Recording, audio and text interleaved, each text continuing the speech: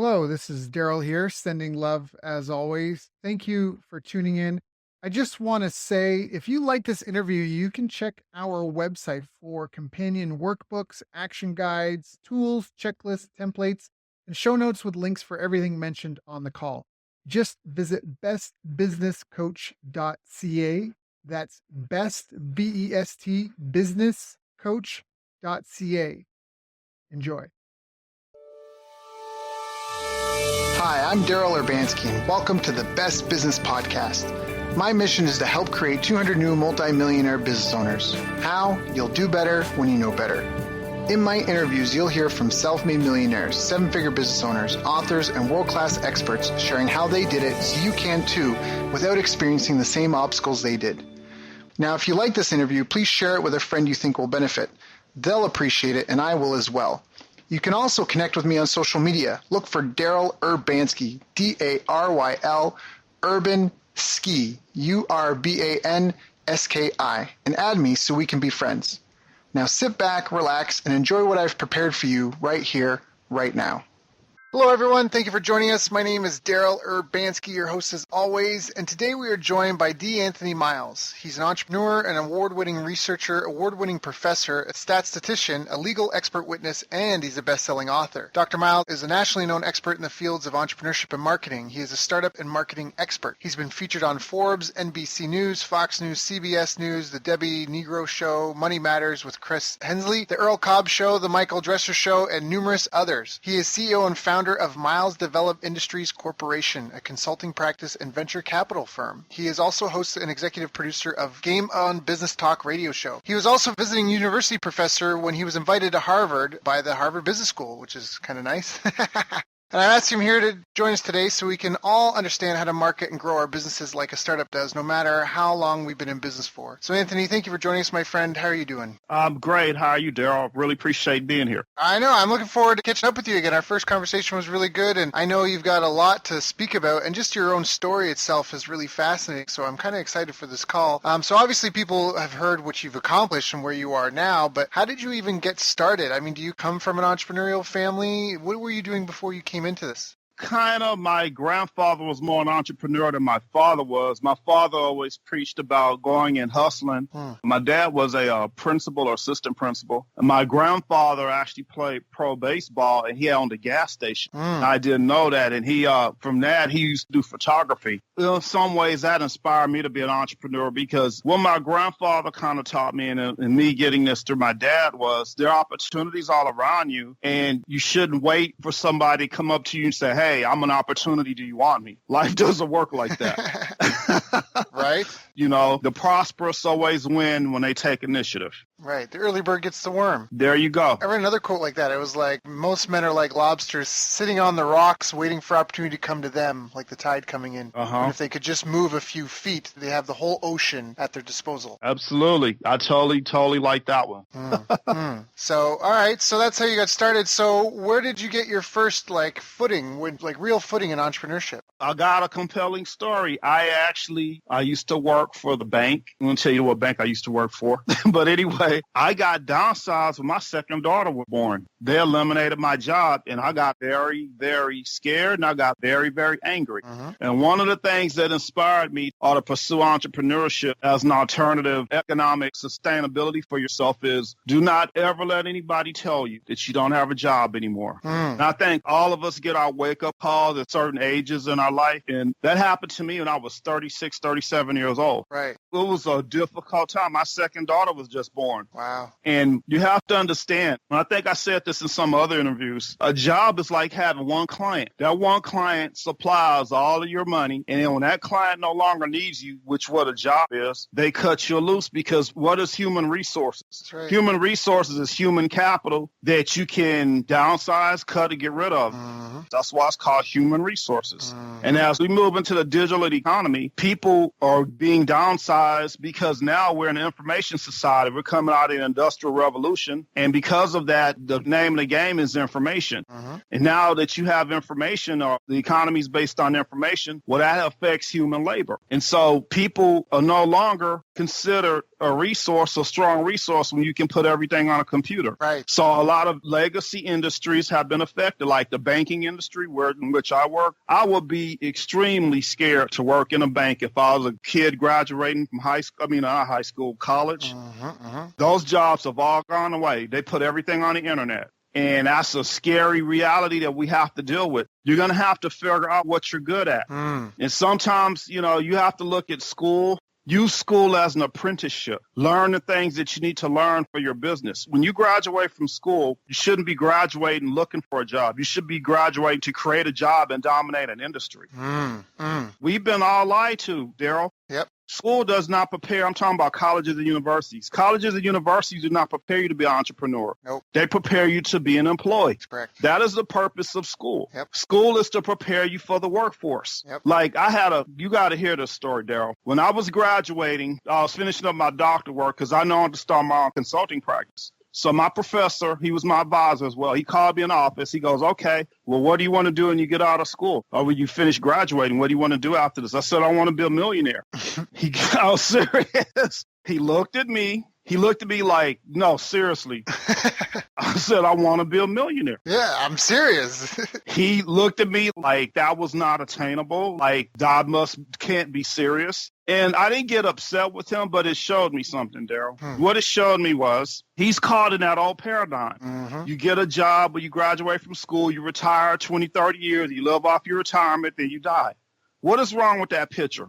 Okay, that paradigm. Well, it doesn't work. It's not the same anymore. It doesn't work anymore. No, it doesn't exist for most people. It does not exist. You're going to change jobs in your career at least 5 or 6 times. Yep. Okay, that's not including being downsized. That's not including being frustrated about your firm that you're not moving around in a company. Yep. So people are more transient and people more mobile today, and people are not staying with companies 20 and 30 years and retiring.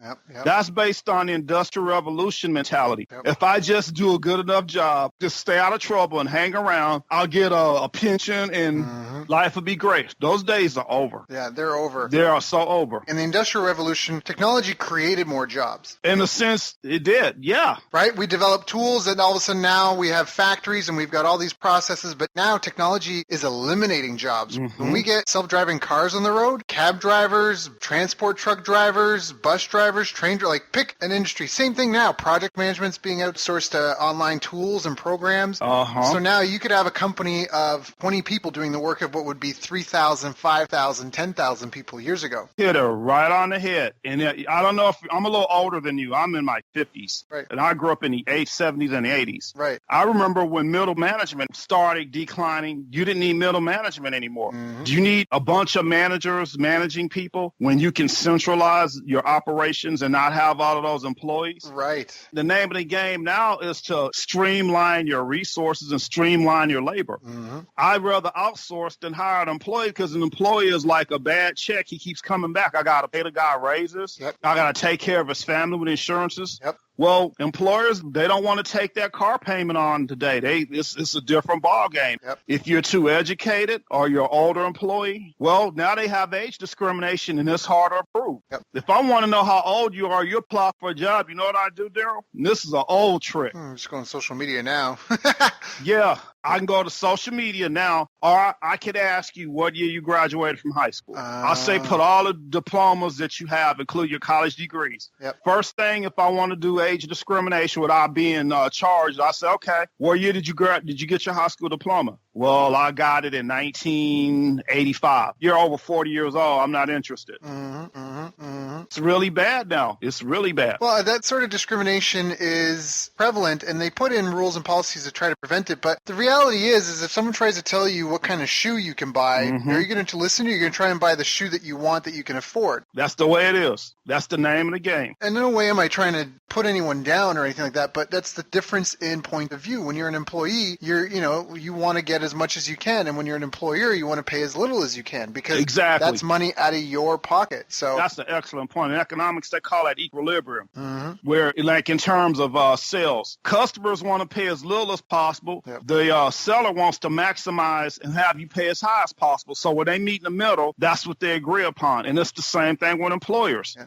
Employers, they rather hire 10 people and pay them $15,000 a year instead of hiring you, paying you 40 or 50, because they can save save money. Yeah. And it's getting to be a national crisis in our company because you can continue to hire like that, but you're missing a key value. The value is wisdom and experience. Now, how much are you willing to pay for that wisdom and experience? Right. So it's a new ball game. And if you're a young guy don't like to hire old guys. Young guys want to hire guys like him. Older guys want to hire older guys. So we're dealing with that. We're dealing with an old paradigm. It's not so much what you know, it's who you know and what you bring to the table. Absolutely. So well said. Yep. So well said. So what have been some of the biggest challenges you faced in your business career in general? Well, when I started, I tell you, this is a cautionary tale for most people who want to start their own business. We have to de-employ ourselves, rather. Because most people, and I feel practice to this, most people, when they start their own business, they try to do what they did when they were working for a company. Why is that a mistake? Because remember, your boss started a business, or the company that you work for started a business when there were hardly any competitors. So when you're working for that company, you had a function in a company, whether it's invoicing or whatever. So when you try to start a business doing invoicing, you're going to fall flat on your face because that's not an industry. That's not an emerging industry, and it's not a competitive industry. So the mistake that I made, when I was on my journey is I did what every other person that does when they get downsized. I tried to find a job in doing what I already was doing before. Well, that didn't happen.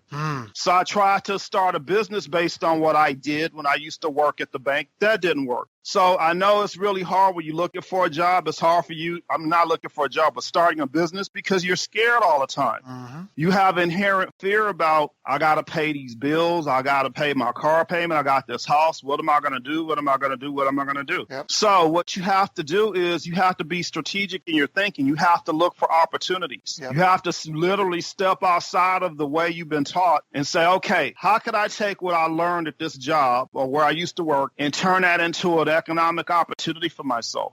Consulting is good for that. There are certain industries that favor entrepreneurship or non-employee type of work, and there's some industries or jobs or ventures that do not. And a lot of times, because we're in an industrial revolution or coming out of it, we don't have manufacturing anymore. So if you worked in a, say, services industry, it's really hard to pivot that into a business venture. So you're going to have to probably start from zero, which scares a lot of people. And that's what happened to me. Now, a good tip for anyone, if they feel that they're in this situation or know someone that's in that situation, is to remember the rule of 10,000. And that's to take whatever it was that you were doing and try to think in terms of how could I do that for 10,000 people? Not how do I go get a new job? How would I go get 10,000 jobs doing what I used to do? How would I do that for 10,000 people? Now you've got something that may have potential. If you can get a minimum viable product or service up and at least do some testing. But that's a good way to get you out of that employee mindset. Excellent point. Like I do invoicing for this company. How would I do invoicing for 10,000 companies at the same time? How would I take 10,000 orders? How would I handle 10,000 refund requests? Now you're thinking in terms of something that you can do and provide to a large group of people, which is all a business is. All a business is a group of people solving the problem for another group of people. That's all it is. You hit it right on the head. I want to piggyback on what you just said. There's two other things too. You have to know something that somebody else doesn't know, and they got to pay you for it. You know who said that? Aristotle Onassis said that. Really? Yeah, he sure did. He said the key is to know something and that nobody else knows, and they were willing to pay you for your knowledge. Okay? And the other one is people that make money know how to solve problems. If you want to start a business, all businesses are built on problem solving. That's right. Case in point, I think I gave this example before. You see a bunch of people in a new subdivision, right? They most likely don't have a yard man because they're new subdivisions, right? So what should you do? You go print up some business cards, go give them your card and say, hi, I'm a new guy in town. I handle yards for another subdivision, and I like to pick you up as a client. I will take care of your yard. That's right. I take cash or check. I even do my phone or use my phone to take credit card payments. When can I get started? Right. How can you turn a guy like that down, okay? Right. And if the guy's not even thinking about it, he's going to think about it because you approached him with a solution to his problem. That's right. People don't like to cut grass. Right. They rather hire a yard man. Yep. And it helps if you know the second time the car doesn't start for your prospect. Absolutely. That's when we say the first time the car doesn't start, or like this guy with the yard, the first time he has a yard problem, like, that's annoying, right? You get in your car, you try to turn it over, not turn it over, you get concerned. You jiggle the key, you pump the gas, whatever, and suddenly it kicks up. You're like, oh, okay, whatever that was. And you keep going. But the second time that problem happens, that's when you're like, I need to get some help. And that's exactly what will happen there. You might go and ask this guy and make your offer, and he might not be interested. But then when the second time or the third time his car doesn't start, or he's having a lawn problem, right, in this scenario, that's when he's going to pick up your info and give you a call. Excellent point. And the thing about people, I know this, and I'm speaking from experience. When you're an employee, you don't look for opportunities because you get complacent. Right. But when you're an entrepreneur, you always got to be looking at opportunities. That's right. Always look for opportunities. And when you look for opportunities, you will find them. Yep. It's not about starting a business and go, I want to make money. No, that's the wrong mindset. The mindset is to be, I see an opportunity. What is it going to take me to put something together and go seize that opportunity and make $1 million? That's right. See, they don't teach us that in school. No. They teach you to be an employee. Yep. I didn't figure this out, Daryl, till what? Till after I got my bachelor's and master's degree. That's when it finally hit me. Life is not fair. You're always going to get passed over for a promotion. It's always going to be somebody that's well-liked more than you. You might as well start your own business and go out there and slay those dragons. Or just even treat yourself as a business. I mean, when people are like, yeah, but it's so much work, in my head I think you don't wake up every day and get dressed to go to work. Even if you have a full-time job, you're putting in the same amount of time, energy. At least with a job, when you leave a job, you just get a handshake and maybe, if you're lucky, a severance package. But like you mentioned, that's really slim these days. Oh, yeah. If you have a business, you have something that you can sell for multiples of what you did per year. Even if you never successfully grow it into something big and you end up just having a nice little job for yourself, making what you would probably make anyways as an employee as a company. And you figure out how to build a team and you got people around you, and so you've managed to get some sort of work-life balance. When you go to quit, there are things you can do to make your business sellable that then you could sell it for a couple years worth of income. Absolutely. I mean, it's just a no-brainer for just approaching the same situation with a different perspective. Absolutely. You're going to make me start a therapy practice so I can detox employees. Right? Literally, because it's a really sad state of affairs when people say, you ever see people go, okay, tell me what you do. I says, well, I own 2 businesses. I have a multi-million-dollar consulting practice. You start getting the E.F. Hutton thing. Everybody gets quiet when they're talking to you.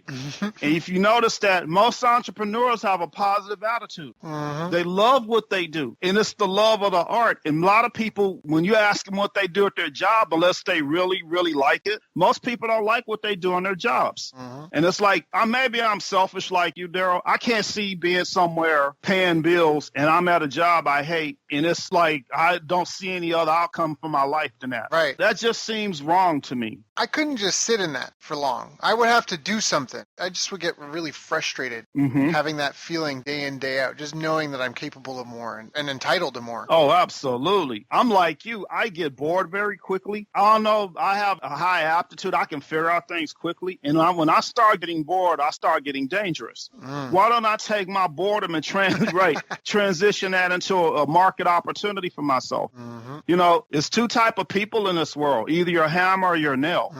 And entrepreneurs are the hammers. The employees are the nails. I don't want to be a nail. I want to be a hammer. So now we talked about the greatest mistakes a lot of employees make. Now, what do you see are some of the greatest mistakes your clients and other entrepreneurs are making? Some of the mistakes that I've experienced and also that I've seen other people make is you're fishing in the wrong pool, or the wrong pond, rather. Don't do what everybody else does. Don't fish in the same pond everybody else does, because there's something called social Darwinism, Daryl. What that means is, you ever heard of the survival of the fittest, Darwin's theory? Yep. Social Darwinism means some businesses will be successful, some businesses will fail. Why do those businesses fail? One, and I talk about this in one of the books that I wrote, is market saturation. See, marketing is a really critical, important class. If you go to school and study business, marketing is one of those essential classes that you need to have. You always have to find opportunities before everybody else does. You want to fish in a different pond. You want to always be a contrarian. And the mistakes that I made was doing what everybody else did and getting the same results they got, which is nothing. And I'm having to rethink, well, do I really want to be an entrepreneur? And that's one of the issues and one of the things that I made mistakes at, and what I see other people do. Try to fish in a smaller pond so you can be the king of that pond. Right. Don't try to fish in the same pond everybody else does, because you're not going to win. Right. The odds are against you. Right. You're better off to be a big fish in a small pond than a small fish in a big pond, because then at least in your pond, you can be the go-to person. And you can build bridges to other ponds once you've built a name for yourself in one. That is a great point. And yes. Let's make it real for people in terms of what does that mean? Like, as a real example. Do you have a real life example of that? Like, how do you build a bridge between between two ponds? I say ecosystems. I think that's what you're alluding to. Mm-hmm. Take what you're doing and create another pond. Like, you always want to do this. I don't just want a business in this thing. If I want to expand, I want to expand to adjacent business that feeds off of that business. Because that'll sustain both businesses. That's why when you kind of look at my background, my consulting work, my writing, and my media appearances, all is part of an ecosystem because they all feed off each other. When you have that other pond that you're trying to acquire, you create an ecosystem. You want things to feed off of each other, okay? That's the key. If you're a baker, right, maybe you would be good at buying a flour company, right? And you'd be good at opening up another bakery. You don't be a guy that's a baker try to do a plumbing company. Right. Those ecosystems don't correlate to each other. Yeah, so well said. And you might realize that you don't really understand the business that you're in. Because every business does have nuances. Like, a lot of people think their business is different, and the nuances of satisfying customers are, but the fundamentals of marketing and sales are the fundamentals. But the people you deal with are very different. And the nature of the competitors and the future trends of the industry, those things people don't even necessarily realize. So it can be dangerous to be in too many different niches, too many different verticals. Oh, yes. It's just too much to keep up with. You want to make money doing business? Business is about relationships. People do business with people they have relationships with. It's not about sales. Do you make me feel good doing business with you? If I tell you, like the example I gave earlier about the yard man, if I know I can leave a check up on the door and this guy take care of my yard, I'm going to stay with him because, remember, people are loyal to people that they have good relationships with. That's why sometimes it's hard for people to jump ship because they say, I don't know this guy. Yep. You ever go to see a brand new restaurant in your neighborhood and you kind of wait, say, listen, I know I like the cannolis that this guy makes over here and this guy's doing that, but I don't know that guy. That guy hasn't developed a relationship with you. It's the same thing in business. Business is about relationships. And customers are loyal to people that treat them well. I'm not saying you got to roll out the red carpet, but think of it like this. I tell a guy to cut my grass, I don't have to worry about it. You know why? Because I know I have experience with him and he gets the job done. I don't have to worry about it. Yep. Now I got my whole Saturday to go goof off. Yep. People want to do business with people they have good relationships with. Yep. And when you try to go out here and do business with people, and this is what I had to learn the hard way, Daryl, work on developing the relationship and the business will come. Yep. That's what the key is. People do not do business with people that they don't know or they don't have a relationship with. I had to learn the hard way. Yep. Just because I'm Dr. Miles and I'm good at what I do, well, I don't know you. I don't have a relationship with you. That's how business is built. They don't teach you that in school. They teach you find a niche, find a market, go after the market. But there's a key element called relationships. We're all humans, right? Yep. Exactly. No, it's totally it. We're social animals, so that's a huge part of everything. I think that was a great tip. That was a great tip, great feedback. People buy when they're ready to buy, not necessarily when you're ready to sell. But that being said, you can play devil's advocate on both sides of this, because I was going to say on one point, people are afraid to sell, but the reality is if you're getting started, that's the first thing, is to figure out what words, what objections are there, what is the real pain point that people want to have solved in the conversation that will turn into deals made. Once you've gone through that and done 5, 10, 15, 20 deals, 25 deals, vetted your process, your offer, all that. Now it's about bringing and building the community around that. Like, that's where I have some people that want to get into because I do obviously a lot of online stuff. We're doing a podcast, right? And they want to have an online business and they want to get a website and they want to start writing articles and stuff, but they don't even know what they're selling. They don't even really know who their customers are. And it's like, let's throw a bunch of bait in the water and then I'll figure out what hook to put on which bait I'm going to use and I'll throw it in next. Like, what are you talking about? Figure out what your hook and bait is first, and then... Oh, yeah. That's the guy that'll be back on his job with another company in about a month. Yeah. He didn't know how to fish in the right pond. Yeah. And one other thing that you alluded to is they don't, entrepreneurship is a wake-up call. And a wake-up call is it forces you to go back to basics. And like what I alluded to earlier. Case in point, I'll give you a great example about when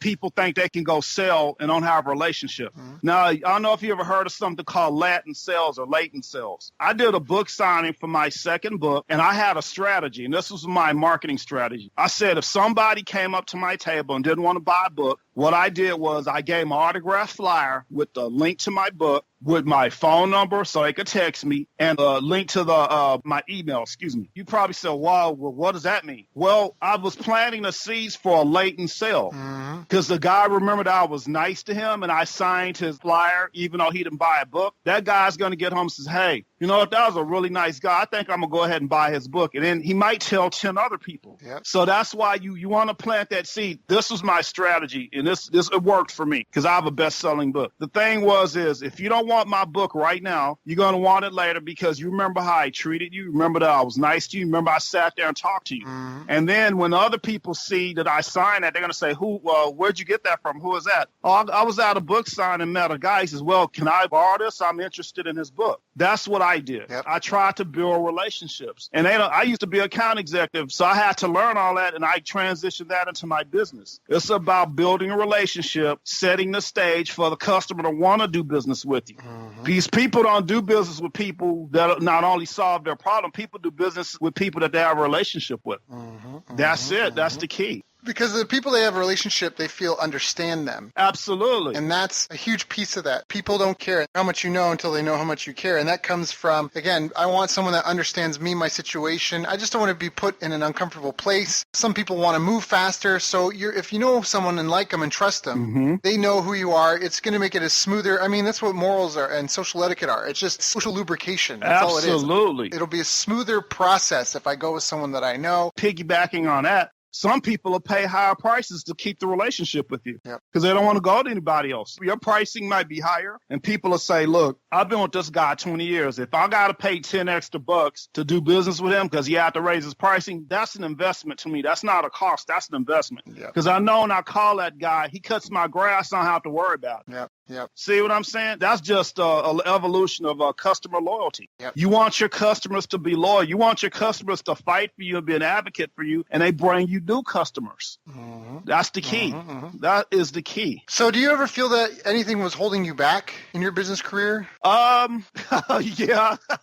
I got all kind of stories. I'll just give you one. Haters. And you don't know sometimes who they are. Sometimes they don't reveal themselves. There's something my dad taught me, and he used to tell me this. He used to say, in all time, truth reveals itself. People reveal their truth to you. Everybody's not happy that you're doing $1 million deal or you're getting a $300,000 contract for your business, and that guy's going to his job every day and his boss is paying him peanuts. Yep. Literally, it's almost like being a cop. Cops like to hang around other cops, right? Entrepreneurs need to hang around other entrepreneurs. When you hang around the mere mortals, they bring you down, and they also shame you for what you do. And, you know, it's like, oh, well, you think you all of that because you got all that money.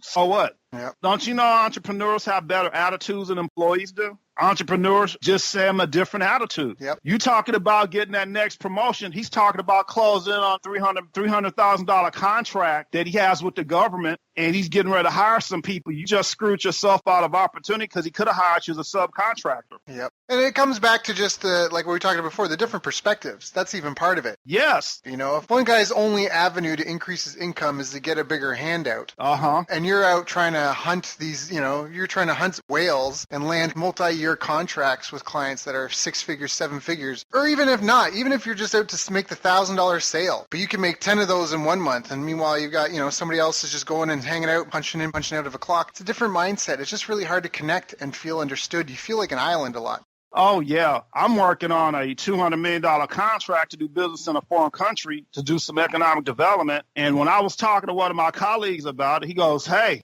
you need any contractors? I said, oh, yeah, I'm going to need contractors. Well, what do you do? He says, well, I do this. I said, well, we'll talk business. Yep. Now, I didn't say that to him to show off. I said that to him because I kind of wanted him to be inspired by what I was doing. But see, he didn't take the mindset of a hater, which is one of the impediments of you being an entrepreneur. You got some people whose outlook on life is wake up and go get a job and stay at that job. Yep. I don't know. Life is not linear like that. Life is really jagged. To me, you don't earn your stripes until you get downsized from a job. That's when the reality sets in. Yep. When you have somebody tell you you don't have a job anymore, you couldn't have worked any harder, you couldn't have worked any better, you couldn't have kissed more behind. When somebody tells you you don't have a job anymore and you're forced to be an entrepreneur, that's almost the best way to be. Yep. You ever heard that story about the captain that took his he went to this island, they're going to do battle, and the men they burn the boats. Burn the boat to make the men be motivated, like, you can't go back, you got to go forward. Yeah, that's right. How entrepreneurship is. Once you get the bug, it's hard for you to go back and get a job with an employer. That's right. Exactly. Yeah. It's like moving back in with your parents after you've been living on your own for like 10 years. You're not the same person. Yep. You're used to making money more rapidly instead of getting paid by the hour or by the week or whatever the case may be. Yep. When you start making money, it's hard for you to go back to be that employee that you was. It's almost impossible. So what habits do you feel have helped you and helped some of the most successful entrepreneurs you know on their path to success? What habits? My habit, other people's habits, I would probably say 3. One is always have a positive outlook about things. Look at life as a chess move. You're not going to wake up every day and everything's going to go your way. When you deal with the rain, when you beg for the rain because it's hot, you got to deal with the mud, okay? Mm-hmm. The second is always have your antenna up. Always be looking for new opportunities for you to seize them. We got people that are great entrepreneurs, but they're terrible at looking at opportunities. Mm-hmm. They're terrible at looking at, okay, what if I go into this industry and maybe if I make $1 billion, I can go pick off another industry. Yep. So always have your antenna up, looking for opportunities that fit within your ecosystem. Every opportunity is not going to be for you. Right. Like you were saying how people are terrible at looking at opportunities. If I say, hey, give me $5 and I'll give you $10, you do it. If I go, hey, give me $10, I'll give you $50, you'll do it. Hey, give me $100, I'll give you $200, you do it. If I go, hey, give me $50,000, I'll give you $200,000, people suddenly start to hesitate. Oh, yeah. So sometimes the cost of pricing, of paying for an agency or paying for a service or paying, even in my own team, there is a tool. We do a lot of different graphic work. We need to edit images a lot, just in the day-to-day of whatever, being on social media and, publishing stuff. And there's a tool my team wanted. And just today, my team was like, oh, well, let's use this one because it's free. And I'm like, this is our business. If we just pay, it's like $20 a month. If we just pay the $20 a month, we have no restrictions to do what they were suggesting. This is my own staff. They were like, yeah, we'll just get 5 free accounts and, we'll just juggle stuff. And I'm like, what are you doing? Let's just pay for it and move forward. The cost of fiddling around with 5 demo accounts is nothing compared. Do you know what I mean? It's nothing. Can we just move forward? You think like I do. I see it as an expense for me to maintain my business or for me to go get new business. Right. Sometimes you can't be on the cheap. Just pay the damn fee. Yeah. If you pay that guy to cut your grass, right? Yep. And it saves you 4 hours, isn't it worth it that you can maintain your time and work on your business instead of going out there on Saturday, spending 2 hours to cut the grass? Yep. It's always like this. And it's like with value proposition. Yep. Either you save money on time or you save money. You're not going to get both of them. Yep. You normally don't have both.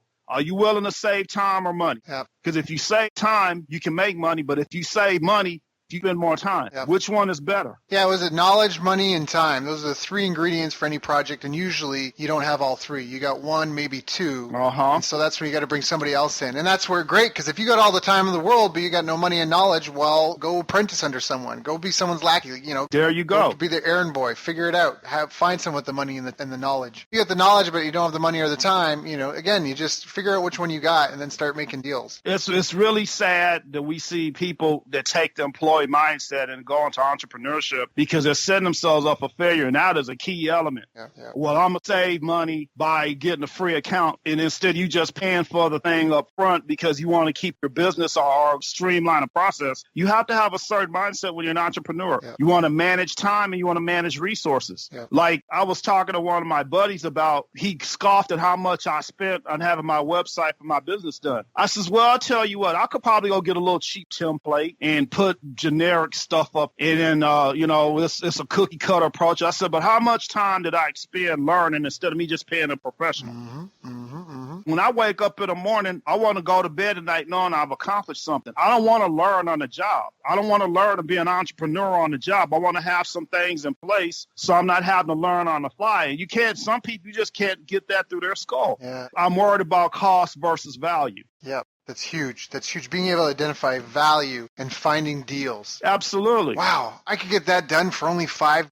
You know what I mean? I could have, and I'm just making stuff up, but wow, someone could organize an international book tour for me for $10,000, $16,000. And some people would be like, oh my gosh, it's $16,000. But if you have but if I go on that international tour, I can get this, I could land these deals. Geez, 1 contract, 2 contracts, however much. And you pay for it already. That's why I always say, don't ever expect an accountant to tell you to go get business. Accountants count business. They don't tell you how to go get new business. That's right. Yeah. And we got a lot of people that think like an accountant. Yeah. Oh, well, how much does it cost? It costs what it needs to cost for me to get done what I need to do. Yeah. Okay? Well, what do you feel is the future trends of the industries that you're in? Well, like my industry, like all industries, there's also paradigm shifts. And some of the things I'm seeing is more people are being empowered to do things on their own and hiring an outside consultant. And I still believe that because of what I do in my business, I still will have opportunities to do business. It'll just be, I just have to figure out a different way to reinvent the business. And that's the good thing because everybody can't do what we do. We have a certain magic in what we do. So one of the keys that you have to look out for the future is be aware of paradigm shifts in your industry. So when you see the paradigm shift, you know how to pivot. And I'm still, and you're still going to be ahead of the game because you were in the industry before there was a paradigm shift. So what you have to do is have the ability to shift your business when there's a paradigm shift. And one of those things is it's getting worse, technology. You may not need as many advisors as you used to have. Maybe if you outsource a guy and tell them I'll pay you this little fee a month, you just give me some advice and we'll keep it moving. So one of the things that I see is a closer relationship between consultants and subcontractors. You're going to probably see a lot more subcontractors and you see people signing big consulting contracts. It's like business is not linear. Okay. There's always going to be shifts in the marketplace. And one of the things that you have to do as entrepreneurs know when to pivot. When the industry is going this direction, you're going to have to reinvent the business or reinvent your business model. That's right. And the guys that can't do that is going to fall prey to social Darwinism. The survival of the fittest didn't work for him, so he went under. Because evolution hasn't stopped. In some ways, it's just changed shape, so to speak. That's an excellent point, Daryl. Nothing ever stops. While you wake up in the morning, things are changing. When you go to bed at night, things are changing. Things are not going to stop changing for you. So you have to understand, if you know that and you see that, you just have to adjust yourself to take that on as an everyday occurrence. There's always disruptions to the marketplace. Right. They're already talking about there's another company in addition to Uber and Lyft. Where you don't even have to give them any credit card information. They have a running account with you. So when you need a ride, you just use your account and you go get picked up, but they charge a fee every month. See, now that would disrupt that Uber or cab type of business. If I pay a fee every month and I need a ride, most likely the guy's going to get over because what? I pay a monthly fee and I may not even use the amount of rides to justify the fee that I'm paying every month. Right. But some people like to have security or a piece of security. So if I call a guy and he's getting a monthly fee from me and I say, I need to go over here on the other side of town, bam, we got you. How does Uber compete against that? Yeah. They gotta act fast and they gotta respond. They gotta keep their head on a swivel. They gotta respond. They gotta rethink their business model. Reminds me of my favorite quote. It's a bit of a long quote, but it's still my favorite. Go ahead. Every morning in Africa, a lion wakes up and it knows it must outrun the slowest gazelle or it will starve to death. Every morning in Africa, a gazelle wakes up and knows it must outrun the fastest lion or it will be killed. Moral of the story is it doesn't matter if you're a lion or a gazelle. When the sun comes up, you better be running. Oh, I like that. And that's how, just like we're talking about, that's how it is. It doesn't matter where you are. If you've got the monopoly or you're entering the market. Oh, wow. When the sun comes up, you better be running. And that's it. Oh, I really like that. You made my day with that one. It's just so motivating when I read it because I'm like, am I running right now? Have I run today? Oh, yeah. Have I been running? Oh, absolutely. I'm not running today, and then when you think about that, it just puts things in perspective. Whether you're spiritual or religious, it doesn't matter, or neither. But I mean, our society's built around 5 days on, 2 days off, right? Yeah. 5-day work week, 2-day weekend. There's a reason for that, right? Before we had companies and artificial lights so we could be up at night, that was because we had to work during the day, but you got to play as well. In the Bible, it's 6 and 1, right? 5 and 2, 6 and 1, doesn't matter. Even if you go 4 and 3, but you got to pick something and work on it. So even when we talk about that employee versus entrepreneur mindset, the employee just hangs out and waits for the clock to tick, and then goes home. But the entrepreneur is trying to get more from the day, right? Even for myself, I've had times where earlier on in my consulting gig, doing what to fulfill and make a very decent monthly income would have been 10 hours a week. But I was still putting in 5 days a week. Why? Because I'm trying trying to accomplish things. And I think that that's a really important lesson, that it's about the lifestyle. It's about enjoying who you become, how you spend your time, what you're doing, being self-directed, being able to give value to the world. I think that's all really empowering. It's just a better way to live your life and look at the world. My personal opinion. You know, some people will say, well, you got to work harder because you're an entrepreneur. Well, I'm not afraid of hard work. I'm just afraid of hard work for somebody else that's going to lay me off when I'm no longer valuable to the company. That's right. At least if I'm going to want to work hard, I'm going to work hard for myself and reap the economic benefits of it. That's such a misnomer, though. When people say hard work, define hard work. Like, compared to what? Like, it's like when people say, oh, life is hard. Like, what? Shut up. Compared to what? Life is supposed to be hard. God didn't put you on this earth for everything to be easy. But it is what it is. Like, it is what it is. You can bellyache about it, or you can just face it head on and move forward. Like, if you just keep your eyes moving forward, you just move forward. Like, yeah, it's like a roller coaster. Like, yeah, it might be scary. I'm going to scream. But you just keep moving forward. Like, that's the whole thing. So. Oh, absolutely. And the way my dad was, and I don't know if your dad was like this, because our parents came from a different generation. They lived through the Depression. My dad thought it was something wrong with a grown man that laid up in a bed till 8 o'clock in the morning. He just didn't. That just bothered him. My dad is like, a man shouldn't be laying in the bed till 8 o'clock in the morning unless he worked at night. That's and you should get up because it doesn't look right. Right. That's the way you got to be an entrepreneur.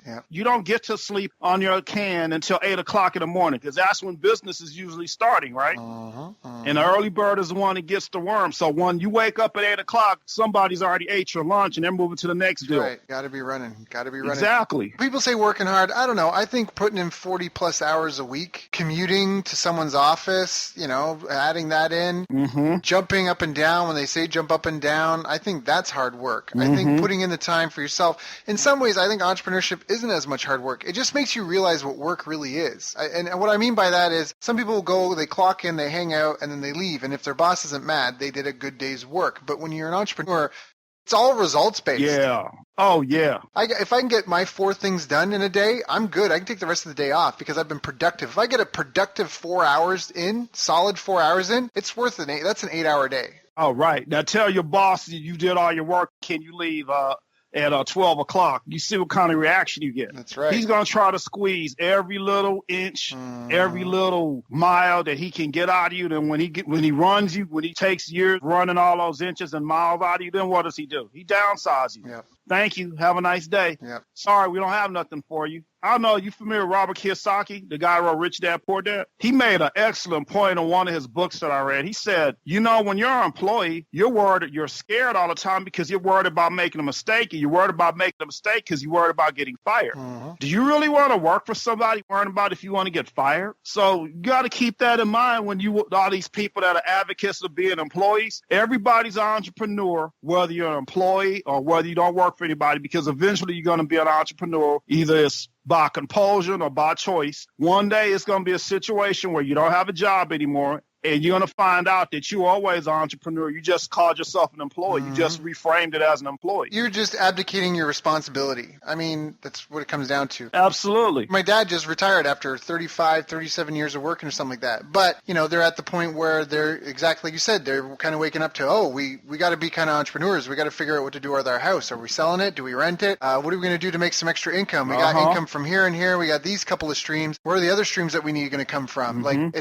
Fortunately, he's in a good country and had a good job and all that sort of stuff, but it's still, it's a way, like you said, one day you're going to wake up, and even if you don't get fired, even if you did your good job and you get the gold handshake and you get your little check and it's sent off, you're still going to wake up and, like you said, oh, now what? I've been in business all this time. I just only had one customer. That's really what it was. Exactly. And again, Daryl, they don't teach this in school. No. Remember, the purpose of school is to prepare you for the workforce. They don't prepare you to be an entrepreneur. Yeah. And I'm like this now. I'm a little bit different because now I see the whole game, how it works. I'd rather take 5 people, and if I want to fund a venture, I say, could I borrow $20 from each of you instead of taking $100 or $200 of my own money and funding a venture? Because why? Because I'm building a value with the people who I'm asking for the $20 from, so I can take my money and put it together, and now I'm the key principal in this venture, and then I pay them the money back or pay them their equity in it, and I keep it moving. That's right. They don't teach you that in school. Yep. They teach you in school is not to get fired. hired, how to do a good job interview, how to be a good employee. They don't teach you how to be a good entrepreneur, how to seize opportunities. It's sad. and not copy. Plagiarism it's terrible. But Uh-huh. if I go pay McDonald's $1 million for a franchise and I get a location set up, they're going to go, okay, here's our manual. Come to our headquarters. Let's train you on how to do things exactly how we do it. So it's just there's some big misconstrued, like there's a lot of misinformation out there. Education is important. You got to be a student your whole life. I think that's important to say as well. No one needs to misunderstand us. Oh, absolutely. But it needs to be a self-directed education that leads to an ultimate goal. Absolutely. The college degree, for some of us that are educated, the college degree is no longer a competitive advantage anymore. Nope. Now you have online universities. So it's totally devalued the prestige of a college degree. So you thinking because you have a college degree in physics or whatever, basket weaving, you think when you stick your chest out to go apply for a job, that guy has 200 other people applying for the same job to have the same credentials you do. That's right. So you're going to have to reinvent your models like, well, okay, what do I have that those 20 other people don't have? Not much, buddy. Not much. No, so well said. So well said. And I think it's a really important message. And whether you're an employee or an entrepreneur, I think it's important that a lot of things we've said here apply. You may want to re-listen to this interview just because there's been some really good gems that have come out of it. Things about working a consistent schedule, regardless of what's happening, whether you're making enough money or not. I know I said I can work 4 hours and be done in my day, but the idea is that I'm still putting in that, it could take 8 hours to get 4 productive hours, or not, or you're done in 4 hours and you're gone. So we talked about a lot of different things about mindset, perspective, how other people will try to influence you and make you a part of their plan when they don't have anything planned for you. They just want your help to build their life and their career and build their income. And then when you're, hey, thank you, appreciate that, and they wave and see you off. So there's a lot about this in this call about being independent and self-reliant in a way that I think the world really needs right now, because jobs are disappearing. So the ability to just show up and have someone give you money, like you said, it's broken and it's breaking very quickly. AI, chatbots, technology, automation, all this stuff is just really, it's making a huge impact on the world. It's only going to get bigger, better, stronger, faster. So I think that's really important people consider what we got. Now, I don't know, what would you recommend anyone that's starting and struggling right now? If anyone's in their business and they're not getting the sales, or I don't know, they're concerned, what would you say? Well, I'll recommend this, and I've dealt with this, before. Take an objective view of your business and go, okay, am I fishing in the right pond? Am I fishing in the wrong pond? Maybe there's a paradigm shift. Maybe there's a new competitor on the horizon. Maybe the market has changed since I first entered the market. Because I always say this, Daryl, when you have a business, you have to reinvent yourself to the customer every 5 years, because people can jump ship. The theory of brand loyalty or customer loyalty. Customers are less loyal now than they have ever been, because customers have smartphones. Customers don't have to stay with you. You're not only are you competing with the local competitors, you're competing with online competitors. You're also competing with global competitors. So people jump ship at the best opportunity that's for them. And hey, you can't get mad.